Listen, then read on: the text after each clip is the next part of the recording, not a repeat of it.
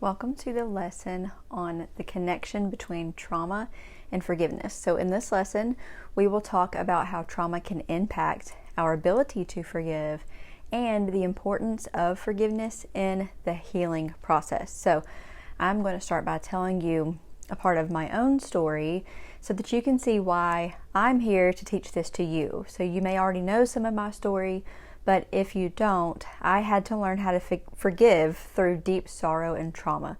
I got married at the age of 19 to a man who I found out was a drug addict later on and was physically and mentally abusive and manipulative, had bipolar disorder, and eventually gave our daughter shaken baby syndrome.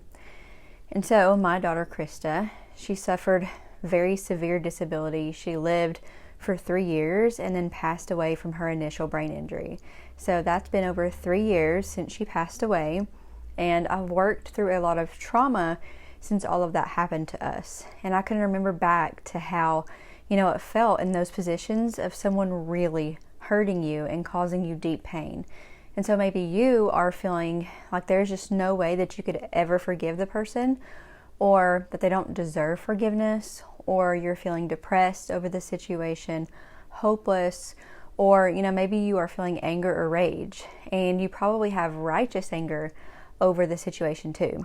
And so I'm here to tell you that there is hope, and that no matter what it feels like, in this very moment, you do have the power and the strength to forgive. And so the weight can be lifted from your shoulders when you realize that it's God who gives us that strength. It's through His power, His strength, which is alive within you. And so it's not just left up for you to do this alone or in your own strength. There is work involved, but just know that it's truly possible. And once you forgive, it doesn't mean that it's just this one-time thing.